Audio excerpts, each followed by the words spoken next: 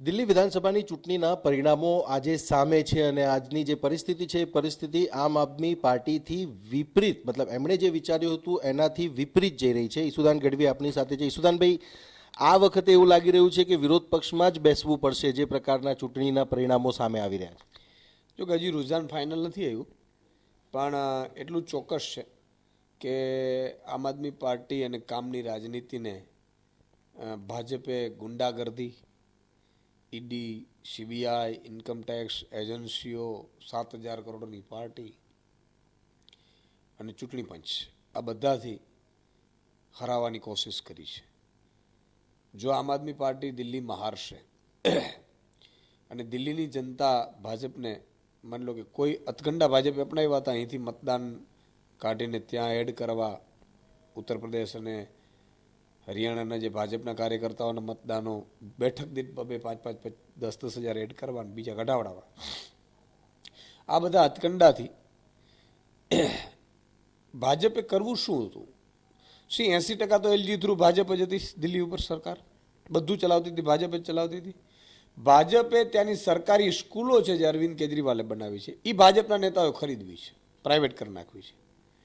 ત્યાંની હોસ્પિટલો છે જેમ ગુજરાતમાં ખરીદી છે, હોસ્પિટલો ભાજપના નેતાઓ મેડિકલ કોલેજો ચલાવે છે, એમ એને એ હથકંડો અપનાવવો હતો। બીજું કે અરવિંદ કેજરીવાલજી જે ફ્રી વીજળી આપે છે ભાજપને પોસાતી નહોતી, કે ફ્રી વીજળી આપીશું બીજા રાજ્યોમાં આપવી પડશે તો આપણા મિત્રો ઉદ્યોગપતિનો આપણે શું આપીશું?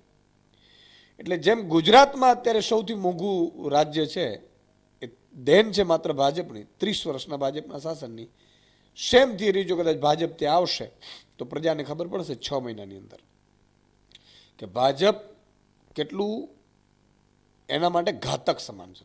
ઈસુદાનભાઈ, તમે કહો છો કે આ બધા મુદ્દાઓ છે અલગ અલગ એજન્સીઓ થકી કે પછી સંસ્થાઓ થકી દબાવવાનો પ્રયાસ, પરંતુ 10 વર્ષનો હિસાબ જનતાએ માપ્યો છે એવું આપણે માનીને ચાલીએ તો? નહીં, જનતાએ આપ્યો હોય તો હું એમ કહું છું કે એણે ઈડી, સીબીઆઈ, ચૂંટણી પંચે જે એકવાર તમે વિચાર કરો, મતદાન સુધારણી યાદી આવી ગઈ પછી 10-10 હજાર મતદાન એક બેઠક દીઠ ચડે, કઈ રીતે ચડી શકે? અને આમ આદમી પાર્ટીના 5-5, 6-6, 8-8 હજાર મતદાન કાપી નાખવાના, એ માત્ર ને માત્ર શું કામ? તો કે પ્રજાને તમે શું કામ ફ્રી આપો છો? અરવિંદ કેજરીવાલજીની નીતિ હતી કે ભાઈ નેતાને આપે છે પ્રજાને આપીએ છીએ, પ્રજાને પસંદ હોય તો પસંદ કરે, નહીં તો એ તો કઈ રાજનીતિના માણસો નથી અમે કોઈ। ફ્રીબીઝની વાત જે છે એ તો કોંગ્રેસે બી કરી છે, ફ્રીબીઝની વાત તો બીજેપીએ પણ કરી છે, તમે પણ કરી હતી, અગાઉ પણ કરી હતી, અને એના પરિણામો આપણે જોઈ રહ્યા છે। તો એ આમ આદમી પાર્ટીથી વિપરીત જવા પાછળનું કારણ ફક્ત આ જ છે કે પછી એન્ટી ઇન્કમ્બન્સી પણ છે એમ?